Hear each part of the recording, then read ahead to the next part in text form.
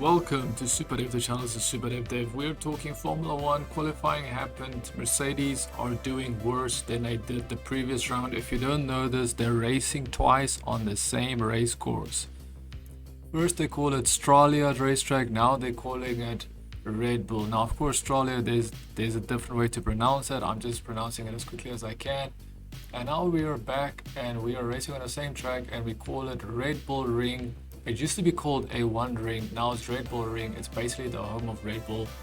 And guess what? Max Verstappen is in front. Lando Norris' last corner was still ahead in qualifying. And because of some performance differences between the two cars, Lando Norris could not pull off a pole position qualifying. He was very close to beating Max Verstappen. He is literally 1 minute 3 seconds 0.768, and Verstappen's winning pole lap is 1 minute 3 seconds 0.72. So instead of 7.6, which is Lando Norris, 7.2. So that is 400ths of a second slower.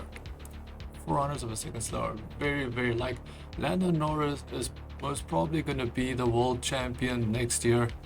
I think people are going to sleep on him. I think people are going to quickly realize next year who Lando Norris is, because no one knows who he is. They're all sleeping on him.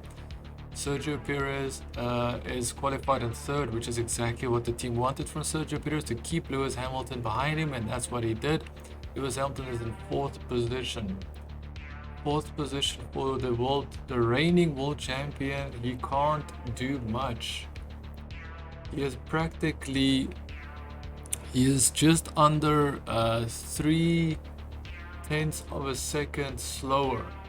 3/10 of a second slower than Verstappen, which is pretty bad. If you take the fact that they qualified second last time, now they qualified fourth, which is pretty bad. Valtteri Bottas qualified in fifth. Pierre Gasly in sixth.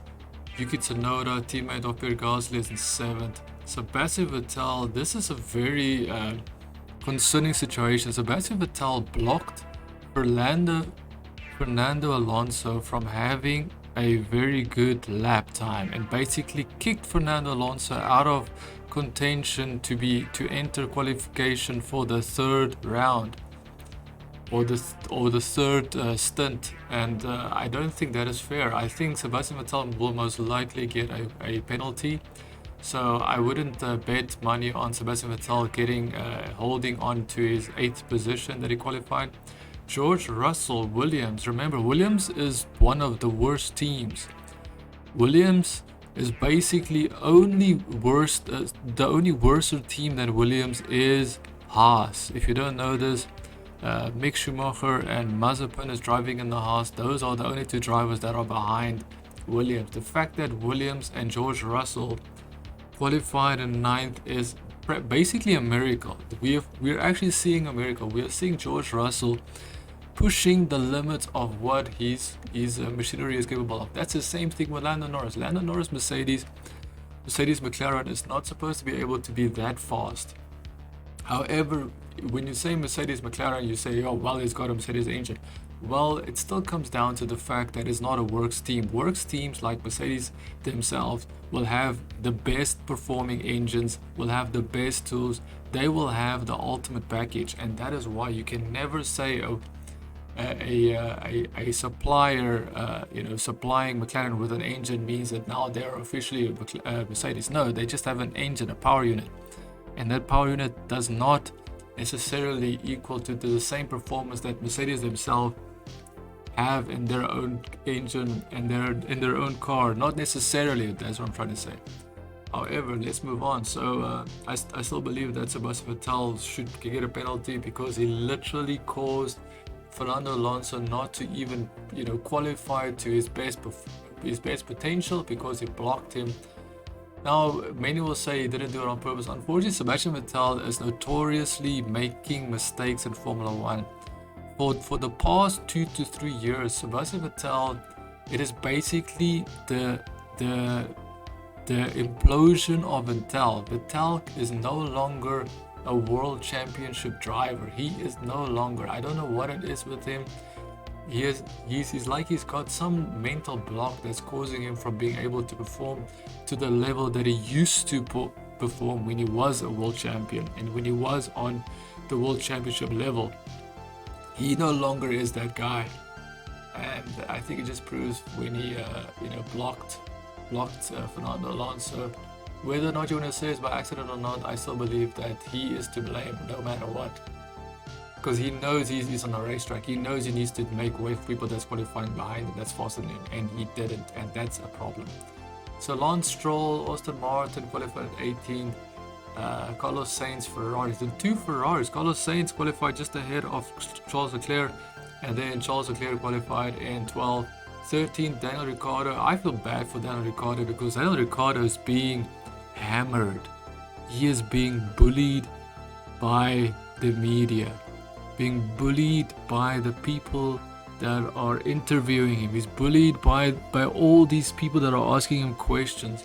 And the main reason is because Sky Sports is British, Lando Norris is British, and Lando Norris coincidentally is a teammate of Ricciardo. And unfortunately, Daniel Ricciardo is suffering because of this very unfair situation where first of all,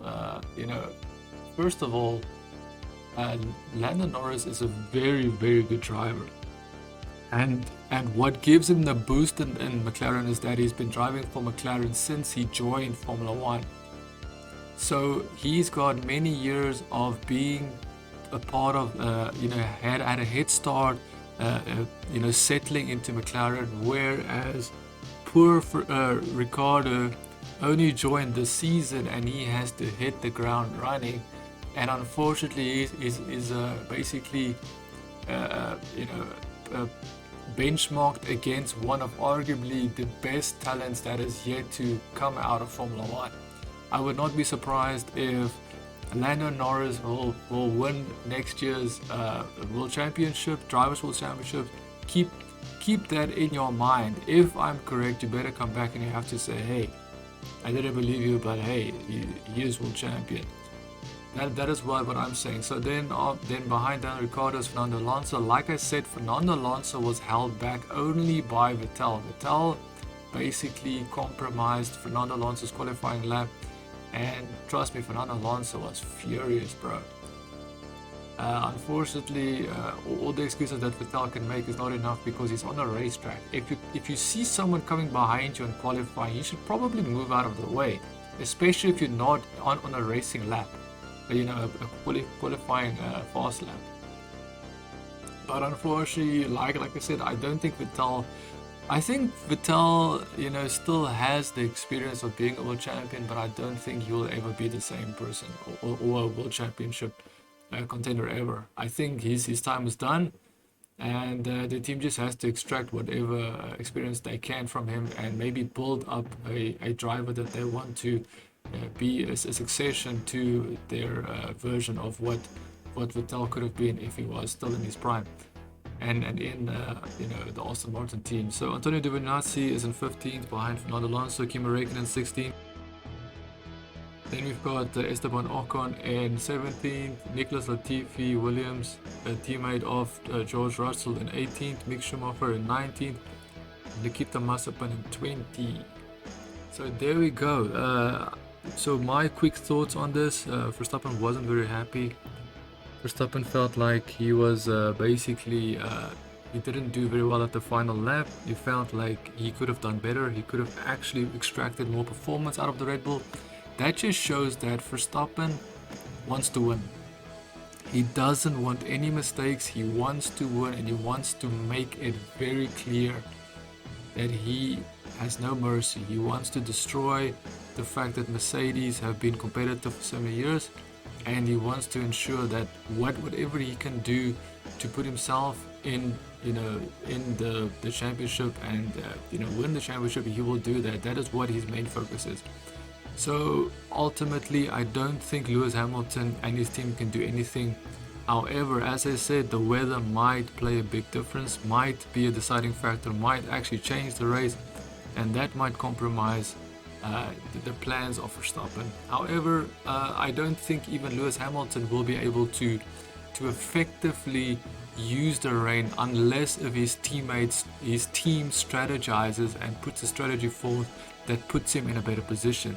However, ultimately, I don't think Lewis Hamilton is going to be better than Verstappen in the rain, because ultimately you're dealing with Verstappen's ability of being even faster in not as fast racing equipment. And what I mean with that is that last year Verstappen's car was arguably not one of the fastest cars, but even then he tried to push the Mercedes.